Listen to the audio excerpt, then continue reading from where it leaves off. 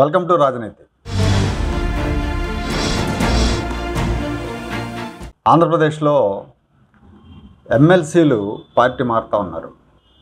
సాధారణంగా ఎమ్మెల్యేలు మారుతూ ఉంటారు. ఎందుకంటే ఎన్నికలు వచ్చినప్పుడు టికెట్లు ఇవ్వలేదనో, లేకపోతే వాళ్ళ వర్గానికి ప్రాతినిధ్యం ఇవ్వలేదనో ఇట్లా మారుతూ ఉంటారు. కానీ ఈ ప్రత్యక్ష ఎన్నికలతోటి సంబంధం లేని ఎమ్మెల్సీలు పార్టీ మారటం అనేది కొంచెం విచిత్రంగా కూడా ఉంది. ఇక్కడ మనం చూస్తే గత 2-3 నెలల్లో 4 ఎమ్మెల్సీలు బయటకు వచ్చారు వైఎస్ఆర్ కాంగ్రెస్ పార్టీ నుంచి. పోనీ ఇప్పుడు రాష్ట్రంలో అధికార పార్టీకి ఎదురుగాలి వేస్తూ ఉంది. ఇప్పుడు మనం బయటికి వెళ్దాం అంటే వీళ్ళ పదవీ కాలం కూడా దగ్గరకు వచ్చి ఉంటే కనుక బయటికి వెళ్ళొచ్చు. కానీ వీళ్ళకి పదవీ కాలం 2027 మార్చి 30 దాకా ఉంది. వీళ్ళ ముగ్గురు పదవీ కాలం 2027 దాకా ఉంది. అంటే ఇంకా 3 ఏళ్ళు ఉంది. అట్లాగే ఇంకొకరిది మాత్రం ఇంకో 1 ఇయర్ ఉంది, ఇక్బాల్ది అనుకుంటా.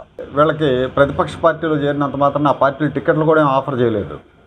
మొత్తం 4 ఎమ్మెల్సీలు వంశీకృష్ణ యాదవ్, సి రామచంద్రయ్య, ఇక్బాల్, అట్లాగే పల్నాడు నుంచి జంగా కృష్ణమూర్తి, ఈ 4 కూడా పార్టీ మారారు. వీళ్ళు వంశీకృష్ణ యాదవ్ జనసేనకి వెళ్ళారు. ఆయనకు మాత్రం జనసేన ఎమ్మెల్యే టికెట్ ఇచ్చింది. మిగతా 3 కూడా వాళ్ళేం టికెట్లు ఆశించలేదు. టికెట్లు ఆశించకుండానే తెలుగుదేశం పార్టీలో చేరారు. ఈ 4 కూడా ఒకరు మైనారిటీ, ఒకరు బలిజ, 2 బీసీలు. జగన్ పదే పదే నా ఎస్సీలు, నా బీసీలు, నా మైనారిటీలు అంటారు. కానీ ఇప్పుడు అదే ఎస్సీలు, మైనారిటీలు, బీసీలు ఆయన వదిలేసి వెళ్ళిపోతున్నారు. ఆయన మాటలను నమ్మట్లేదు. వాళ్ళ సొంత పార్టీ మైనారిటీ నాయకులే, సొంత పార్టీ బీసీ నాయకులే జగన్మోహన్ రెడ్డి మాటలు నమ్మట్లేదు. ఆయన చెప్పేది ఒకటి, చేసేది ఒకటి అని చెప్పి వీళ్ళు చెప్తా ఉన్నారు. ఇక్బాల్ గారు అయితే ఈయన అసలు కరడుగట్టిన జగన్మోహన్ రెడ్డి అభిమాని, పోలీసు అధికారిగా ఉన్నప్పుడు కూడా. అలాంటి ఇక్బాల్ ఆయన హిందూపురంలో బాలకృష్ణ గారి మీద వైసీపీ నుంచి కంటెస్ట్ చేసి ఓడిపోయిన తర్వాత 2020లోనో 2021లోనో ఆయనకి ఎమ్మెల్సీ ఇచ్చారు.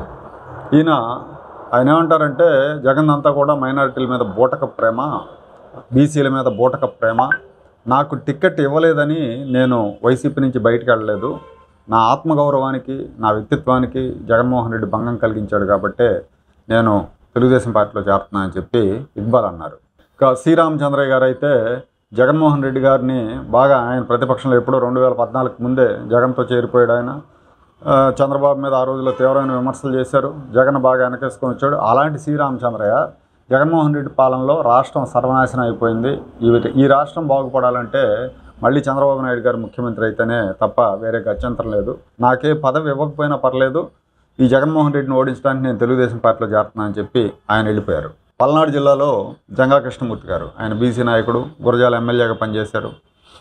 జంగా కృష్ణమూర్తి కూడా ముందు నుంచి జగన్మోహన్ రెడ్డితో ఉన్నారు. కానీ పల్నాడు జిల్లాలో ఒక వర్గం, ఒక కులం పెత్తనాన్ని నిరసిస్తూ ఆయన ఆ పార్టీకి రాజీనామా చేసి తెలుగుదేశం పార్టీలో చేరారు.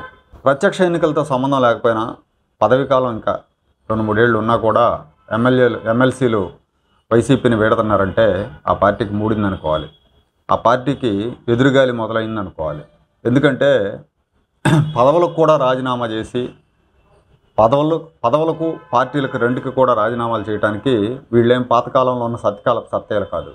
మనకెప్పుడు 40-50 ఏళ్ల క్రితం అయితే అప్పుడున్న నాయకులు ఎంతో కొంచెం వాళ్ళు వ్యక్తిత్వం కలిగిన వాళ్ళు కాబట్టి వాళ్ళ మీద ఏమైనా ఆరోపణలు వచ్చినా, లేదా పదవుల నిర్వహణలో వాళ్ళు వైఫల్యాలు చెందారని ఆరోపణలు వచ్చినా రాజీనామా చేసేవాళ్ళు, తృణప్రాయంగా పదవులకు రాజీనామా చేసేవాళ్ళు. కానీ ఇవాళ ఆ పరిస్థితులు లేవు. ఘోరాతి ఘోరమైన కుంభకోణాలు, హత్య కేసులో ఉన్నవాళ్ళు కూడా ఇవాళ పదవులు పట్టుకొని వేలాడుతూనే ఉంటారు.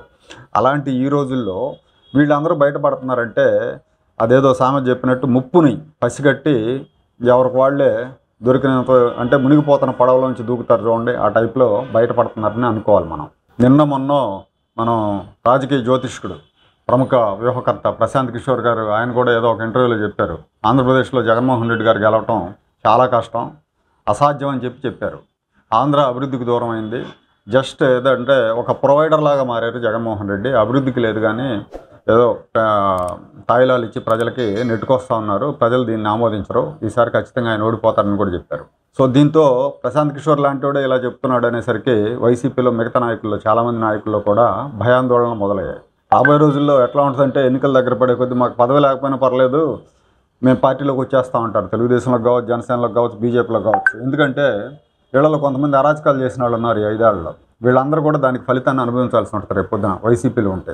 కనీసం ఆ భయం కూడా ఉంటుంది కాబట్టి ఆ భయానికి కూడా కొంతమంది వస్తారు. కొంతమంది మెరుగైన అవకాశాల కోసం ఎన్నికలకు ముందే చేరితే ఒక గుర్తింపు ఉంటుంది కాబట్టి దానికోసం కూడా బయటకు వచ్చే వాళ్ళు ఉంటారు.